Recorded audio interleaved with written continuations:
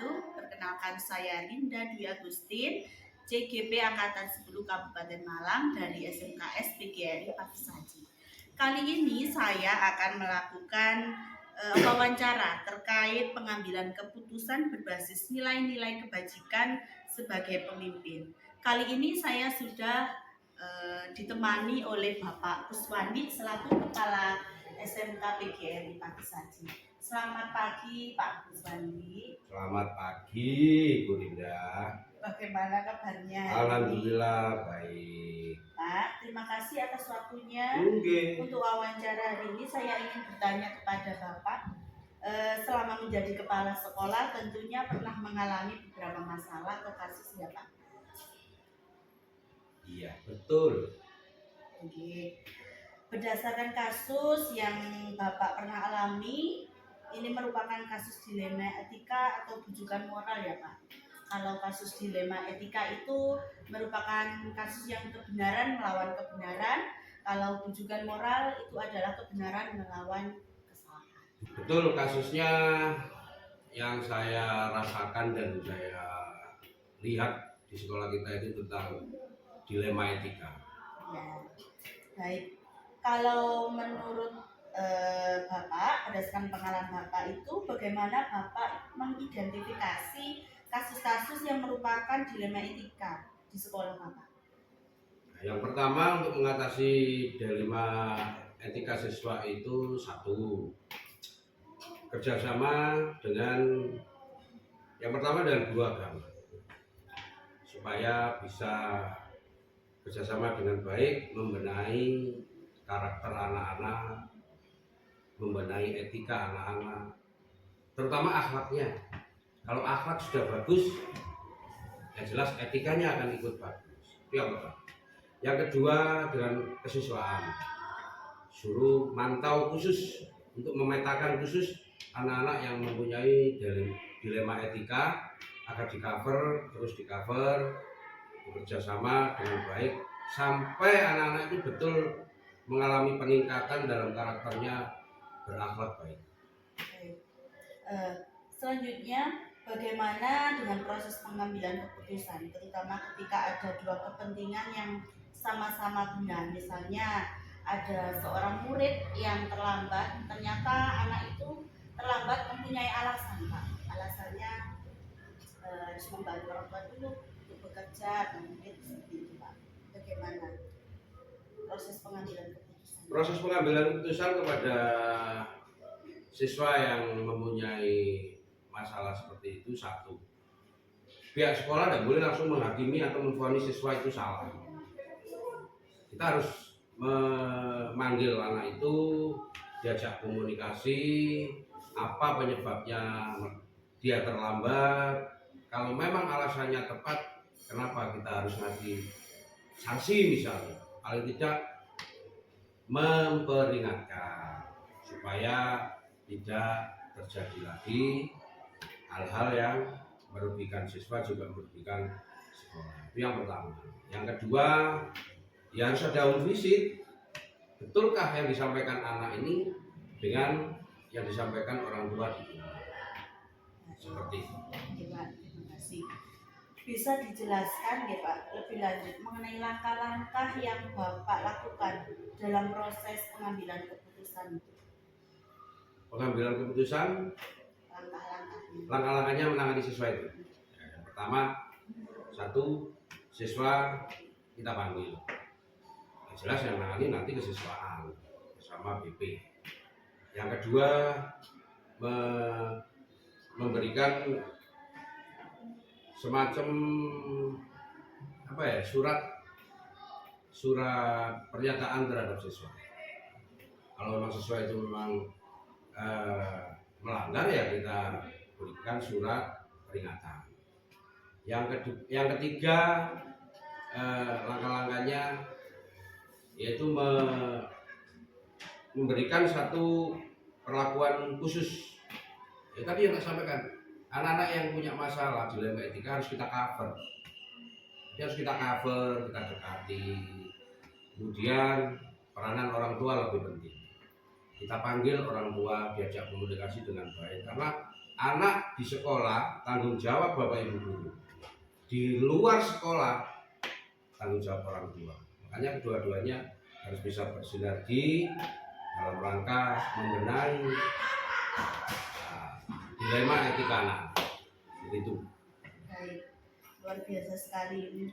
Selanjutnya ya Pak, hal apa yang membuat yang menurut Bapak paling efektif dalam pengambilan keputusan pada kasus-kasus dilema etika? Hal yang menurut Bapak efektif dalam pengambilan keputusan? Yang paling efektif ya wali murid. Wali murid kita datangkan ke sekolah. Karena kalau kita berbuat dengan siswa saja kurang pas lah. Karena orang tua dengan sekolah itu memang harus bersinergi. Itu yang paling utama kita laksanakan di sini seperti itu. Jadi kita tidak semena-mena untuk menangani siswa tanpa koordinasi sharing dengan wali murid. Apakah ada tantangan khusus Pak yang sering dihadapi dalam mengambil keputusan pada kasus-kasus dilema etika? Sementara berjalan baik-baik saja, tidak ada yang katakanlah kasus yang terlalu over, terus ada permasalahan yang melebihi batas kenakalan pelajar, tidak ada. Sementara di sini hanya datang terlambat, kemudian di jam-jam pelajaran ada siswa yang ngantuk, karena memang musim LDRI seperti ini. Jadi saya pikir anak-anak sudah paham dan alhamdulillah hal-hal seperti itu sudah teratasi semuanya. Siswa-siswi SMK Gripa tidak ada yang terlambat. Top, datang tepat waktu, pulang tepat waktu. Luar biasa sekali Pak. Apakah Bapak memiliki prosedur khusus dalam menangani kasus-kasus dilema etika? Pasti kita harus punya strategi. Misalnya dalam hal seperti itu kita buatkan daftar hadir khusus untuk anak-anak. Jadi ya sebenarnya kita semua kita perlakukan sama, tapi kita ada perlakuan khusus pada anak-anak seperti itu. Kalau di sini dilemanya mungkin tentang keterlambatan yang sering terjadi. Kita buatkan presensi hadir, kehadiran datang, siswa ngisi jam datang, kemudian nanti pulang ngisi jam pulang, tanda tangan. Alhamdulillah semua berjalan lancar. Baik, luar biasa sekali Bapak Iswandi. Tanya selanjutnya, adakah seseorang atau faktor yang membantu Bapak dalam mengambil keputusan untuk menangani kasus tersebut? Itu jelas pasti ada. Satu, kesiswaan. Kedua, wali kelas. Ketiga, wali murid. Keempat, kerjasama yang baik dengan Bapak Ibu. Bapak, dari semua pengalaman ini, apa pembelajaran yang paling berharga bagi Bapak? Ya kita tidak akan bisa berubah tanpa ada masalah. Karena kita bisa belajar cerdas itu kalau kita punya masalah. Nah, jadi jangan kita itu patah semangat karena banyak masalah. Justru masalah itu akan menjadi guru pengalaman terbaik untuk kemajuan sekolah kita. Luar biasa sekali Bapak Kuswandi. Terima kasih banyak yang sebesar-besarnya atas kesediaan Bapak Kuswandi untuk meluangkan waktunya dalam wawancara ini. Sama-sama. Informasi yang Bapak berikan sangat berharga dan akan sangat membantu dalam memenuhi tugas saya. Pengetahuan dan pengalaman Bapak dalam menghadapi dilema etika di sekolah sangat menginspirasi. Masih bertemu kembali pada kegiatan wawancara saya yang kedua. Sampai bertemu dan salam bahagia selalu.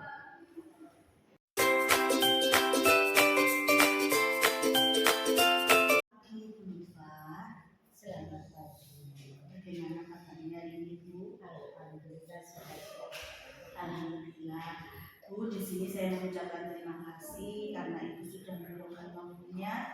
Hari ini saya akan melakukan wawancara dengan Ibu Nifa terkait dengan pengambilan keputusan terkait dengan kasus-kasus yang ada di sekolah, tentunya selama Ibu Nufah memimpin di sekolah kami.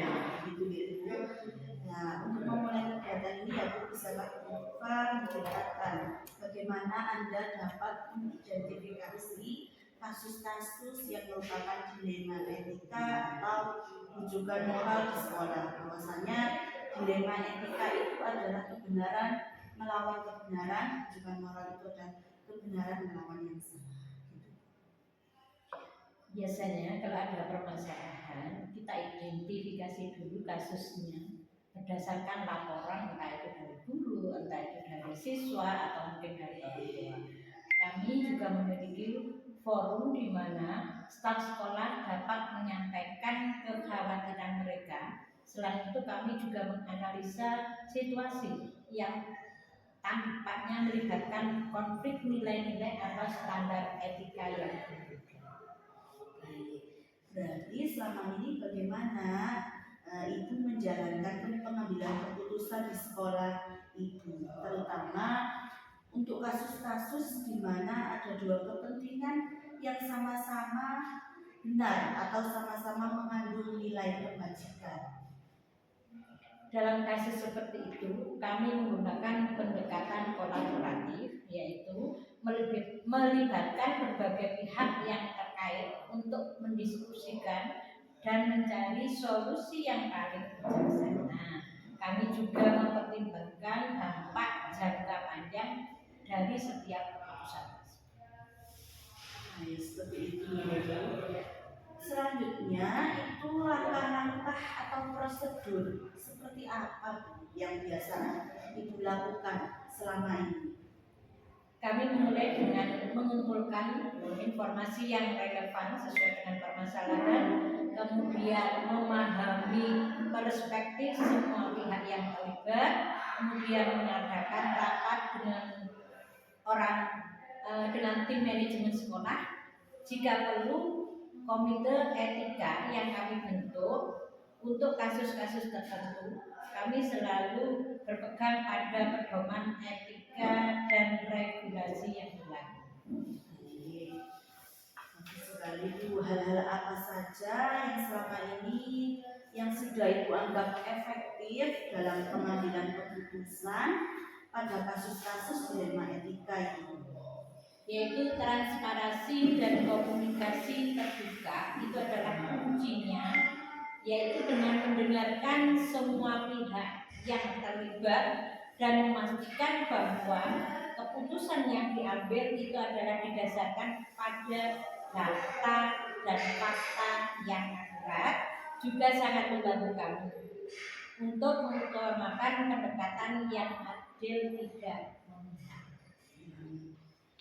Kemudian pertanyaan selanjutnya Ibu, hal-hal apa saja yang selama ini merupakan tantangan dalam pengambilan keputusan pada kasus-kasus dilema etika ini? Tantangan terbesarnya itu pada perbedaan pandangan dan nilai menemukan solusi yang bisa diterima oleh semua pihak. Seringkali tidak mudah. Selain itu, tekanan dari pihak luar seperti orang tua atau masyarakat itu juga sangat mempengaruhi proses pengambilan keputusan. Sangat bagus sekali Bu. Lalu apakah Anda memiliki sebuah tata kelola atau jadwal tertentu dalam sebuah penyelesaian kasus dilema etika? Apakah Anda langsung menyelesaikan di tempat atau memiliki sebuah jadwal untuk menyelesaikannya? Bentuk atau prosedur seperti apa yang Anda jalankan? Setiap kasus itu memiliki urgensi yang berbeda-beda, sehingga penanganannya juga berbeda. Namun, kami selalu berusaha untuk menyelesaikan kasus secepat mungkin tanpa mengorbankan kualitas keputusan. Untuk kasus yang lebih kompleks, kami biasanya menetapkan jadwal rapat rutin sehingga masalah tersebut terselesaikan. Bagus sekali Bu. Kemudian adakah seseorang atau faktor-faktor apa yang selama ini mempermudah atau membantu Ibu dalam pengambilan keputusan dalam kasus-kasus dilema etika itu? Dukungan dari tim manajemen maupun dari komite etika itu sangat membantu sekali. Selain itu, kami sering berkonsultasi dengan konselor sekolah dan ahli hukum jika diperlukan. faktor lain yang sangat membantu adalah adanya pedoman dan kebijakan yang jelas dari dinas pendidikan. Terima kasih. Nah, selanjutnya Bu, dari semua hal yang telah Ibu sampaikan, pembelajaran apa yang dapat Anda petik dari pengalaman Anda dalam mengambil keputusan dilema etika itu? Pelajaran terbesar yang dapat kita ambil yaitu pentingnya komunikasi dan empati, yaitu komunikasi dari semua orang-orang yang ada di sekitar serta perhatian kita, perspektif orang lain, dan berusaha untuk melibatkan situasi dari sudut pandang mereka sangat membantu dan menemukan solusi yang tepat. Selain itu, menjaga integritas dan konsistensi dalam setiap keputusan yang sama. Baik, luar biasa sekali Bu Lutfa. Terima kasih banyak Ibu Lutfa atas waktu dan wawasan yang sangat berharga ini. Semoga pengalaman dan pengetahuan Ibu dapat bermanfaat bagi kita semua ya Bu. Terima kasih dan mohon maaf mungkin ada kesalahan apapun. Terima kasih banyak ya Bu atas waktu dan kesabaran Bu Lutfa. Saya sangat menikmati percakapan kita tadi, pemikiran Ibu Lutfa tentang kepemimpinan dan etika di sekolah. Pengalaman Ibu dalam mengatasi berbagai tantangan di sekolah sangat menginspirasi saya untuk menjadi pribadi yang lebih baik. Terima kasih ya Bu.